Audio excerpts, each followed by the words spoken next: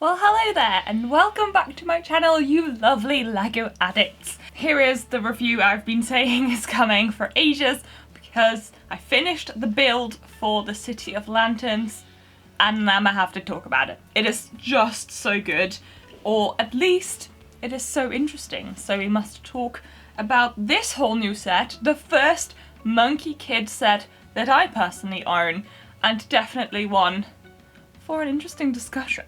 So if you've been a long-term fan of LEGO, you know how successful Ninjago is and how long-running that theme has been. Monkie Kid is kind of a theme that, as far as I'm aware, has come over from China, was kind of created for the Chinese market, but the sets for that theme are now also being sold worldwide, and the theme definitely shares a lot of similarities in sort of the stuff that's coming out, but they're doing a really good job up until this point of differentiating the two lines from each other.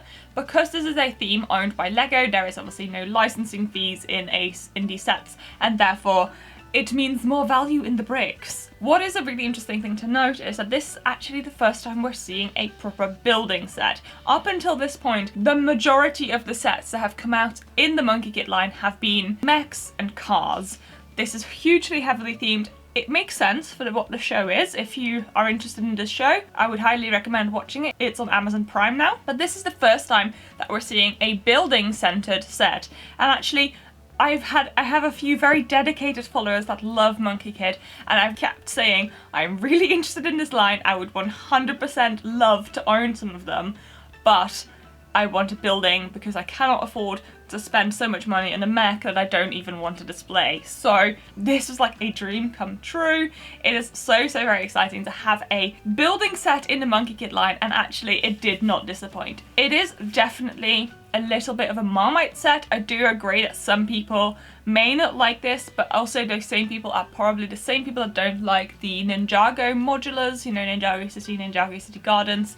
That is definitely an acquired taste, and not everybody thinks they are, you know, their cup of tea. I, however, really love the Ninjago modulars and was super thrilled for this build to come out, just because it is a little bit like a same vibe. It has a lot of similar elements, and it is definitely basically an amazing kit to use for mocking possibly any extensions to the Ninjago area, and it's definitely like a really cool and interesting set on its own. It is kind of like in between the City and the Ninjago modulars, I feel. I've definitely heard people describe it as like Ninjago City on a budget, and I kind of agree with the sentiment of that.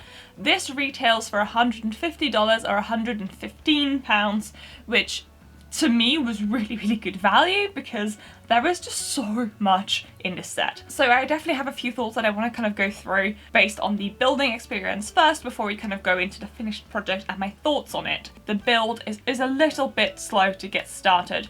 This is to do with the fact that the individual buildings of this set are removable, so they need to sit on a base level, and the base level takes a few bags. I think it was 3, if I remember correctly, to kind of create. So if I demonstrate it to you, you probably will see what I mean. So to start with, you build this baseline. So this baseline is basically where you're gonna be putting your modular buildings on once you've built them. These side buildings are sort of like later bags, as well as this karaoke bar, but you start with a very basic build, but after the first 3 bags, this set really does get started. And something that they've done really well, and something that I also pointed out in my Ice Festival review, in bag 1, you build this little mini build, which is like the flying machine of Porky. You get Monkie Kid with his accessories straight away, and you get Porky with his sort of whatever you want to call that, I don't know enough, as well. As I discussed with the Ice Festival, LEGO is really thinking about how the building experience is going to be for possibly slightly younger children, so it does give you 2 minifigures and a little build straight away, so kids can get started playing and adults or slightly older children can continue to build. So there is always like that little exciting build at the start, so you really feel like you're getting somewhere. Bag 2 and 3 are just setting up the structure, and then you get into the monorail build, which is just so much fun. So I don't own the roller coaster, so this is the first time that I've built anything that's on a track, and I swear to God, this is amazing. The amount of things, like, I've just played with this constantly.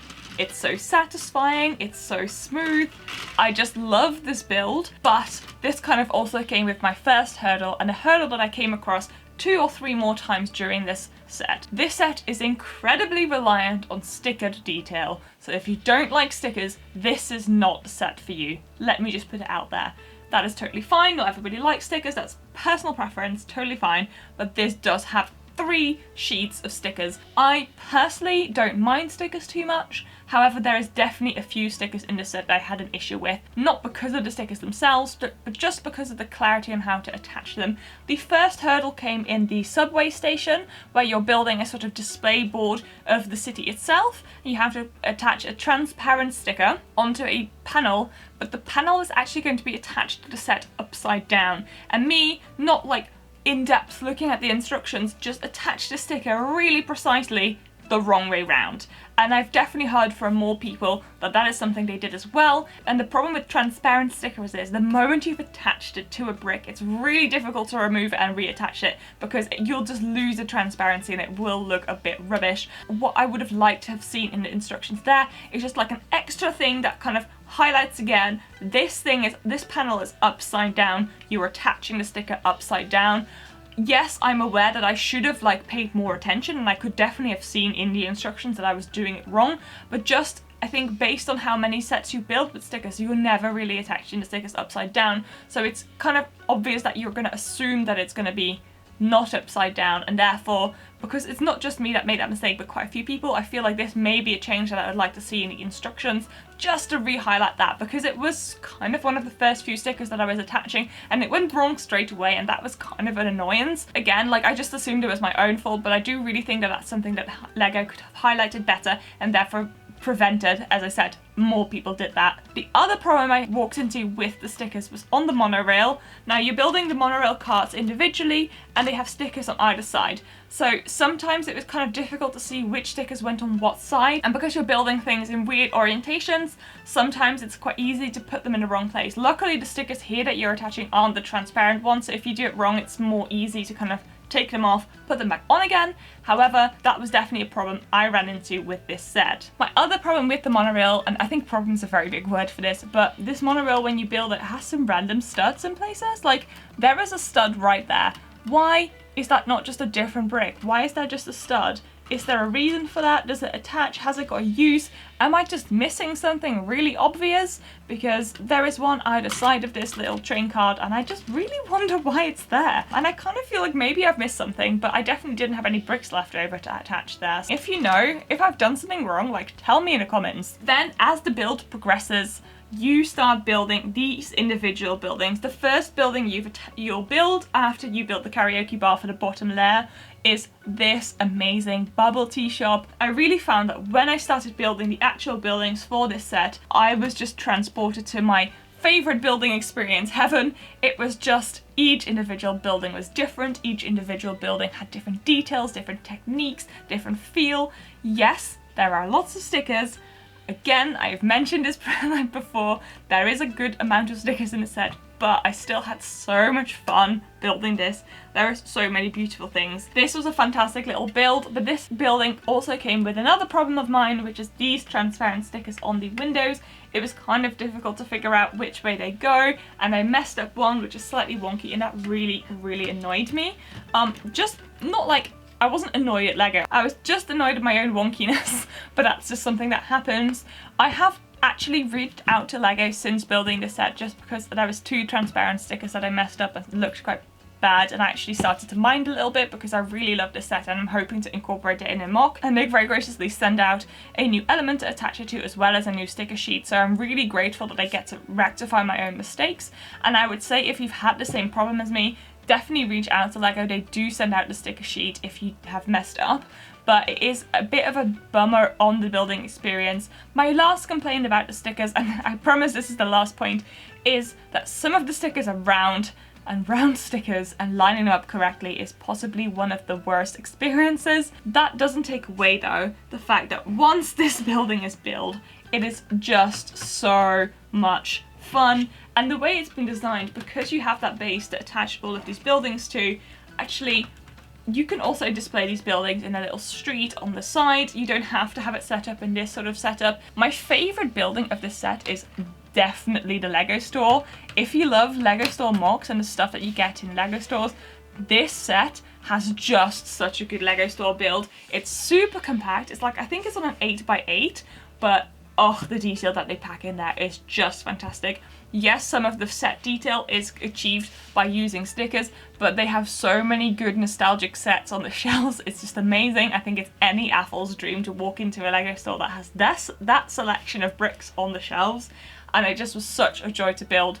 This set also has a lot of really interesting elements, interesting colours, and it's just a general delight to build. Once you get to the building builds, you will just be delighted because there's so much colour, so much happiness. Each building is quite small, so you move on to new experiences very quickly. Kind of the same thing that I really loved about the Ninjago City experience, and I had a lot of fun building this, even though occasionally that fun of building experience was interrupted by having to attach stickers. If you love your different colours and your different parts, this is a fantastic set to get because there's so many really interesting parts in this, in beautiful colours that are going to be fantastic for mocks or just for collecting. So I definitely think it's worth it on a pod side as well, and overall I just really felt that this was such a good value for money set. It does feel even bigger than I thought it was going to do, and the amount of minifigure detail that you get in this set and just the joy that I had building it is so worth it and absolutely so much fun. I think we're going to see a lot of really creative mocks with this as well because it really is just mock fuel. If you are one of those people that buy city sets to kind of make them modular, this is like the same thing but for Ninjago. As you know, I currently have a Ninjago area in my city and I want to actually create a mock. I actually have a space currently reserved for a mock that I wanted to do, and I'm definitely going to be relying on this set to kind of fill that space, and I may even extend my Ninjago City docks area to kind of be taller using some of these elements, though I'm really sad about breaking this apart because I think this set holds up as an individual set just so very well. So I really feel that my first experience of buying a Monkie Kid set was just the best, and I was really impressed with a lot of the detail and a lot of the just joy that has been put into the set as well as design. It just made me happy, and as I say, it actually really holds up as a set on its own. If you're an Athel collector and you're into like the Neo Tokyo Ninjago City modular style building, this is fantastic, and I am sure we're going to see a lot of beautiful Ninjago areas where we're seeing people use this set to extend, to mock, to create monorails. I'm really excited to see what people are going to be creating with this. I've already seen some fantastic creations that are just making me so happy. The minifigure lineup in this set is so strong as well. It includes some of my favourite old torso and some of my favourite new ones as well, because May's torso in this set is just so beautiful. I may have actually ordered another one of Lego. I do think it's a little bit of a Marmite set because I do think there are some people that are not going to enjoy this just because it's so very different and really very out there. However, if you're a fan of the Ninjago lineup, then this is for you for sure. If you've not ever picked up any Monkie Kid sets, I feel like this is a perfect way into the theme and into the beautiful and fascinating world of Monkie Kid, and I would definitely recommend watching the show. And I cannot wait to take it from this set into my own Ninjago area. Wow, I'm just blown away. I just really love this set so much, and I had so much joy, and I kind of want another one like right now, please. That would be great. Alrighty, that's my quick fire City of Lanterns Monkie Kid set review. I'm so glad I got to talk about it because I've been wanting to for so long. I've had so many thoughts, and I know some of you are really on the fence about the set, so let me know if this was helpful. Let me know what you think of the set, and if you're going to be picking it up, I wouldn't be surprised if some of you just say it's not for you, but like, let me know why. And yeah, I hope you have a fantastic rest of your day. Don't forget to do the liking and subscribing and YouTubey things. That is super very appreciated to support the channel, and I will speak to you in the next one. Have a good rest of your day, guys. Bye! How do? No, I'm sorry. That made you fall over and lose your bow buns. Oh no. Monkie Kid, Monkie Kid, Monkey Kid, Monkey Kid, Monkey Kid. Whoa.